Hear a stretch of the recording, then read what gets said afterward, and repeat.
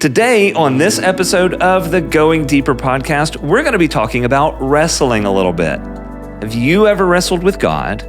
How did you know you were wrestling with God? And how did you come out on the other side of that?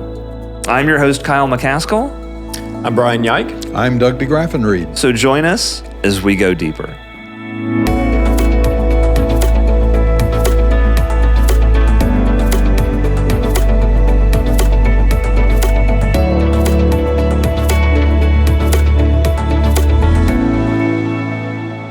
Well, I guess this week, Doug, we kind of return to the altar we were at last week, but we returned to it before it was built or as it's being built. Hey, you Star Wars people started all this with the prequels, so we're doing a biblical prequel right now. There we go. Yeah. We're not going in order. I support this. We're going backward to go forward. Going backwards to go forward, and we're caught with this story around Jacob. We get the text was later in the story, and I'm fascinated with a couple of things we've alluded to already.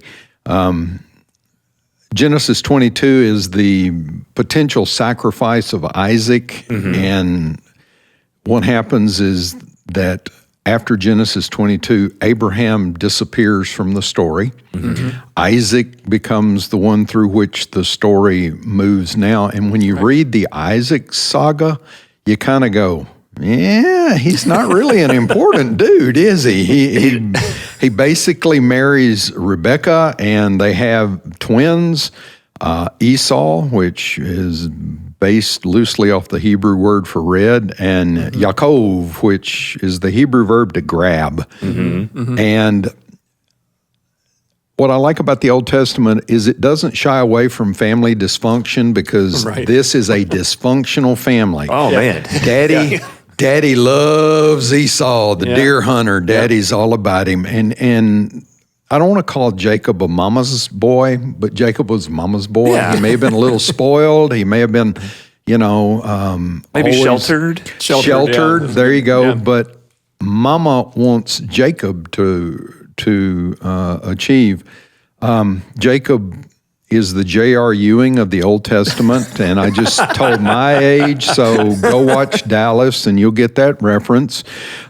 He cons his brother Esau out of the birthright, and the Hebrew is just, Esau comes in, he's famished, he's been out hunting, Jacob is cooking something, and Esau, it literally says in Hebrew, let me eat some of that red.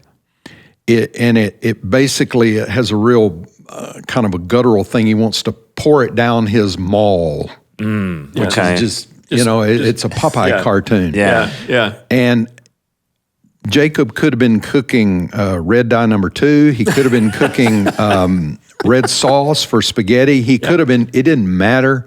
Esau just wanted it. And Jacob said, sell me the birthright. And Esau says, what use is a birthright to me? So Jacob now has that. He now has the position of the firstborn legally. He now has, he gets the inheritance of the land. But the other thing he does, and he has his mama's help, is he steals the blessing. Yeah. And Isaac knows he's about to die. It's over in the 27th chapter. Isaac knows he's about to die. And he says to Esau, prepare for me some savory food, such as I like. Bring it to me to eat, so I may bless you before I die. Chapter 27, verse 5. Now Rebecca was listening. So Rebecca basically puts a costume on Jacob so he will feel like Esau, and take this into your father's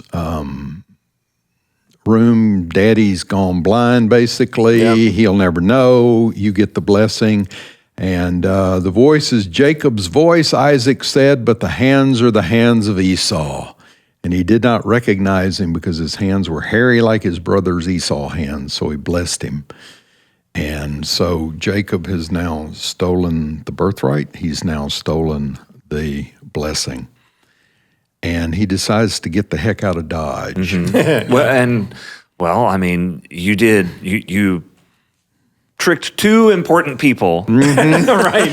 who are both probably stronger than you are. You have done set the forces of revenge coming after you. Yeah. And we have this whole saga of Jacob and Laban. Oh man. And there's Jacob kind of meets his match in Laban, who he's going to work for 7 years for Rachel. Rachel. Love Rachel. And on the wedding night, Laban presents Leah, the bleary-eyed one. And the New Revised Standard has cleared up the bleary-eyed one. That's Hebrew for she's not real cute, and she's kind of plain, and she's going to have a hard time finding a husband. And so Laban does this trick, and Jacob Does a switch. does a switch. And Jacob said, I love Rachel so much, I'll work for 7 more years for you for Rachel. So you're actually seeing, he might be a real human being with real feelings and everything else. And Jacob is about to meet his brother Esau, and I'm moving quickly. That's fine. And we can tell that Jacob absolutely has repented, and he is a changed man getting ready to meet his brother Esau, because he sends all of his family and all of his herds across the little bayou to stand between him and Esau. Yeah. And he sets it up where by the time Esau finally kills everybody or kills all the animals, he's going to be too exhausted to do anything with Jacob. Yeah. And Jacob's hoping, well, if they wear him out, I might have a chance for reconciliation with my brother. And that's where we get to the text that I preached, was Jacob wrestling with God. And we're caught up with the question, and when have you wrestled with God? And what do you suppose Jacob was wrestling with God about? Yeah. And this really, for me, is one of those passages that, even though it feels kind of plain and kind of simple to see or to read, there's so much in it that it's like, I'm not really sure what I just read. Like contextually, I know what I read. Right. But like, so what really happened? And the truth is, I guess we don't really know. Yeah. And that's one of those things you just kind of have to say, well, I'm going to take it at face value, and it's going to be what it's going to be. But there's still that curiosity. It's like, okay, I wonder what that was like. Was he wrestling with a man, or was he wrestling with God? And he believes he's wrestling with God. Right. Yeah. Yeah. That's what he's convinced of. He names the place Peniel, and he says, I've seen God face to face, yet my life is preserved. And there's this whole thing about the man saying, let go of me, and as the sun was rising, and the whole notion of you can't see God face to face because that's something a human being cannot stand. So you've got that dynamic going on. And there's a theological vein in the church where we talk about wrestling with the devil. But do we ever talk about wrestling with God? Yeah. And do we wrestle with God? I have. Yeah. Well, I mean, I think in a lot of our modern Christian traditions, it's kind of like a no-no. You're even though clearly here, it's like, but it worked.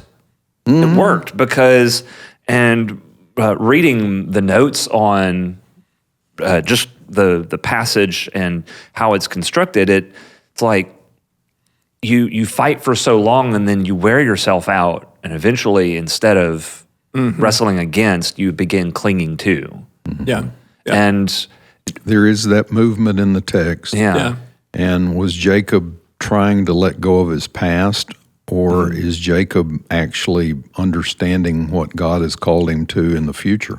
I mean, the Jacob saga doesn't stop here. Right. I mean, Jacob's going to have his own heartache with his children. Yeah. Right. As the dysfunction is passed down from generation to generation, and the Old Testament does not shy away from it. There it is, brothers and sisters. Real stuff. So in our own life, Paul talks about the thorn in his flesh being removed, and God says, no, my grace is sufficient for you. We look at what Job went through, and God at the end restores it. There's a beautiful passage in the prophet Joel where God says, I will restore the years that the locusts have eaten. Right. But you have to go through the locust eating your stuff. To get to the some of this, some of our heartaches, some of what James and Peter at the end of the New Testament would call testing, some of that we might define as wrestling with God. Yeah. And that's an easy jump for me. Yeah, and I think sometimes we wrestle with God and we're not necessarily aware of it at the time. I just think about my own call to ministry, and I think I've heard other people talk about their call to ministry as a wrestling. They wrestled with their call. Well, they kind of wrestle. I mean, you wrestle with God is what you're doing, right? Because if it's God that has a call in your life and you're pushing back against it, then But there was such a long time when I wasn't even aware. Other people saw it in me, but I didn't see it. And so I think we sometimes are wrestling with God. And it even makes me think about, Gamaliel, who says, about the in Acts, well, maybe we better not, do anything with these guys because we might actually be fighting against God. Yeah. So, but, so I think sometimes we're not even aware that, we're wrestling with God. We're wondering why I keep trying to go in this direction and it just doesn't work. Well, maybe that's not the right direction, you know? And, or maybe you've got to get, as you said, Doug, you've got to get through something before you can get to the other side. And, but I think we do wrestle with God, even if it's not at a conscious level, because our human nature wants us to go in one direction and God wants us to go in another direction. And that's a wrestling. I mean, that's a tug of war in a sense. And until we get to that point where we say, okay, God, I'm done. I'm not gonna push back anymore. This is what you want. This is what I'm gonna do. Yeah. But sometimes we have to go through a lot to get to that point.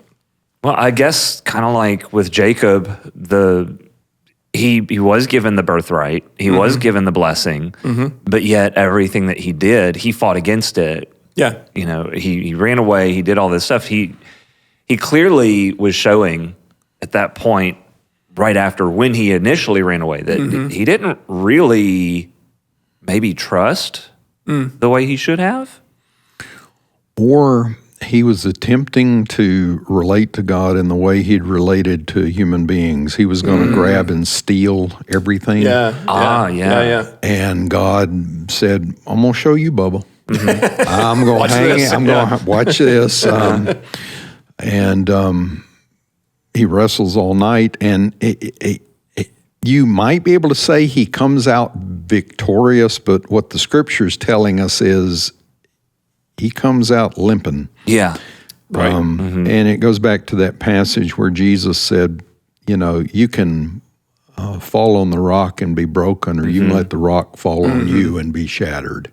And so that's just one of the hard parts and places in the Old Testament and in our biblical faith that repentance hurts. Yeah. Yeah. And it sometimes means that we walk away wounded by our sins or wounded by our stubbornness, not following the will of God for our lives.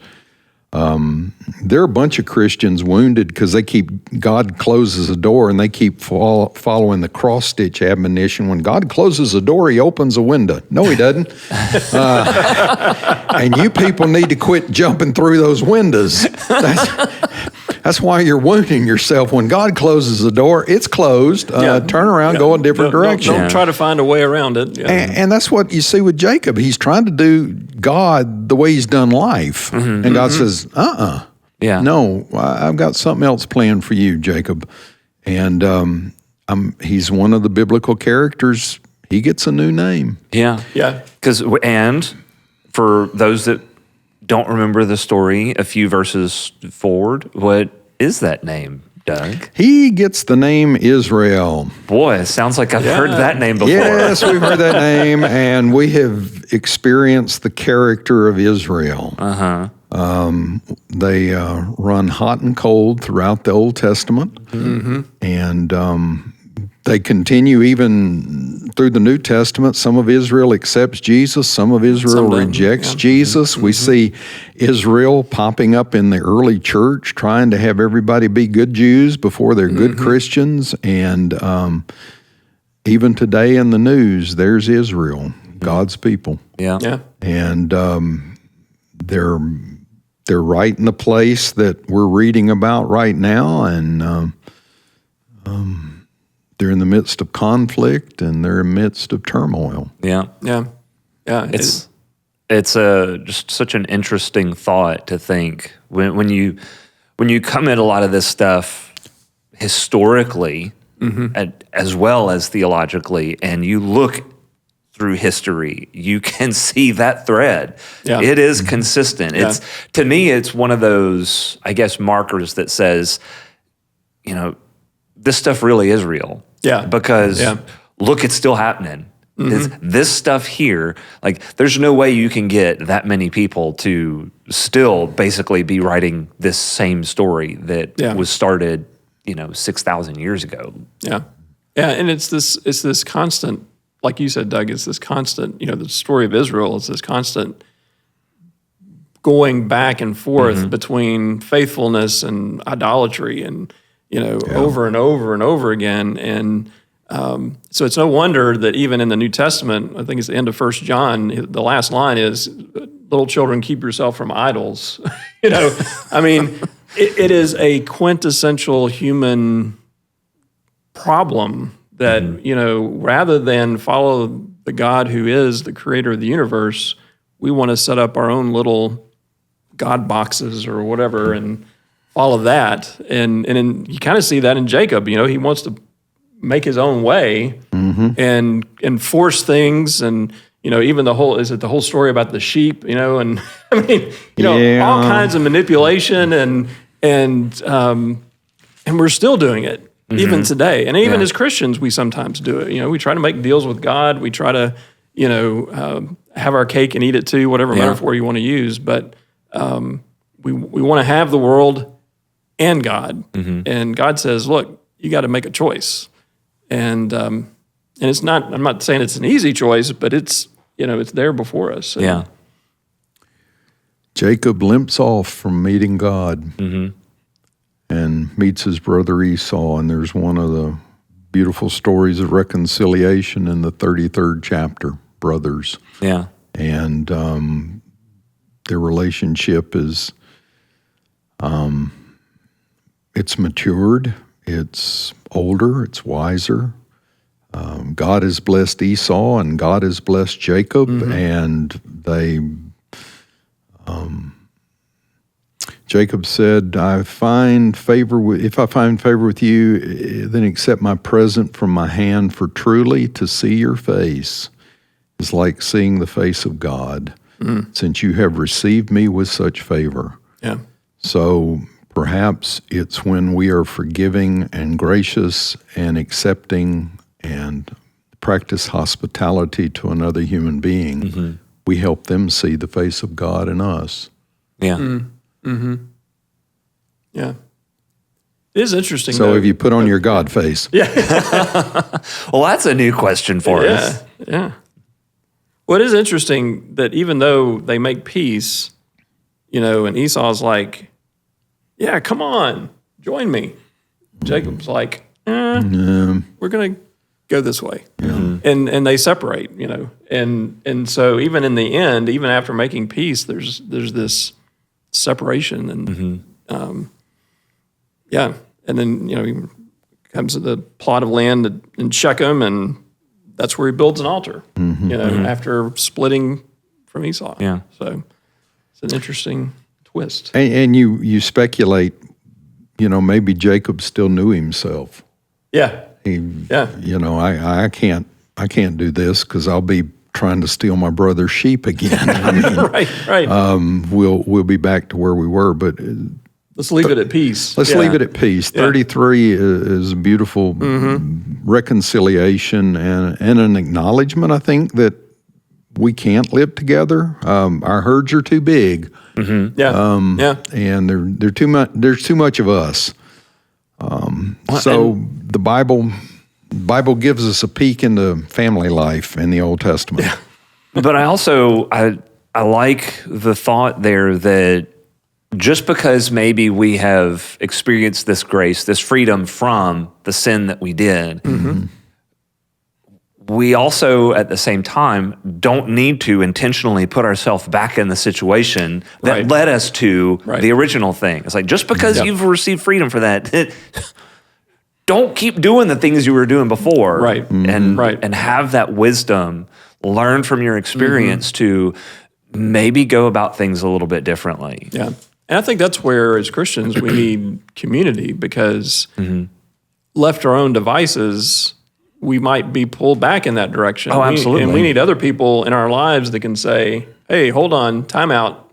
I see where you're going, and you don't want to go back there. Right. And but we need people that can speak that truth and love to us and say, I know your past. I know what you've come from.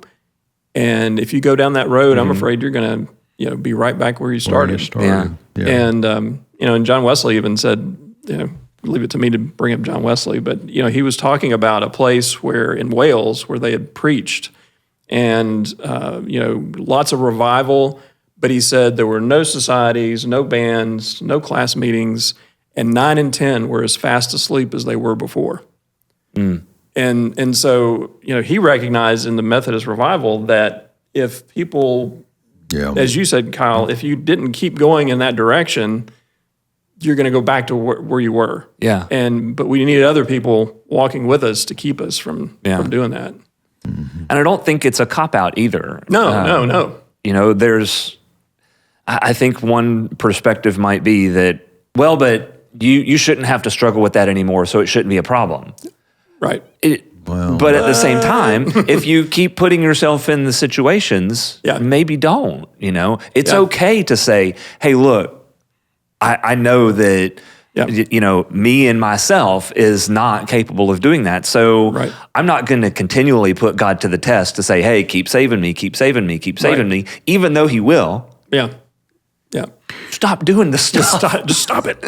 Well, it's the Comer book we read, Practicing the Way, where he visualizes the church not so much as the institution we have today, but more as an AA support group. That you're holding each other accountable, you're keeping each other out of trouble, you're lifting each other up, and sometimes you're holding each other by the belt saying, you can't walk back in there, don't do it.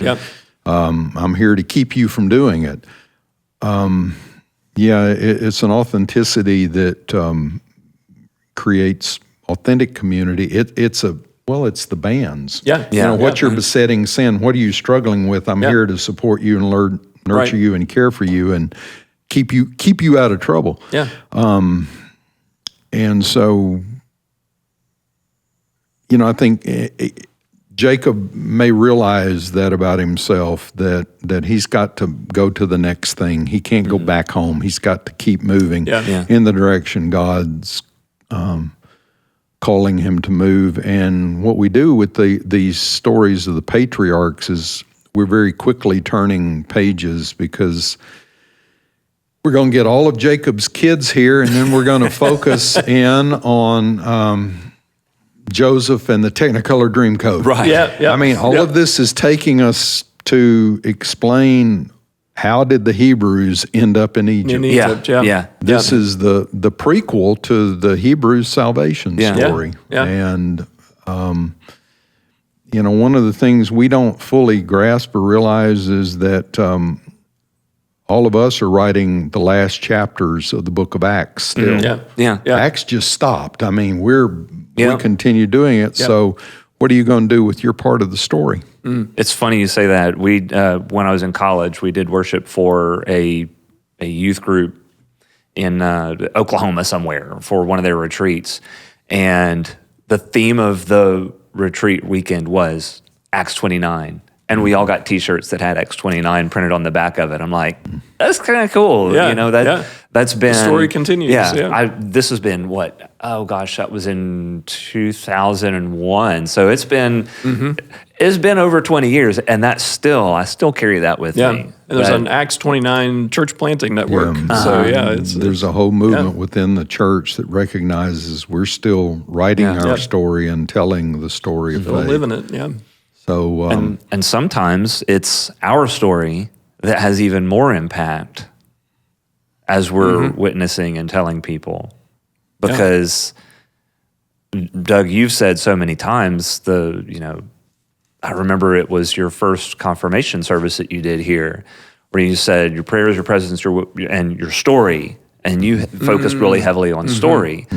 Because it's that thing that you can't argue with me about it. Right. We can argue the Bible all you want. Right. But you can't argue with my story because it's my story. Yeah. I'm taking your words, Doug.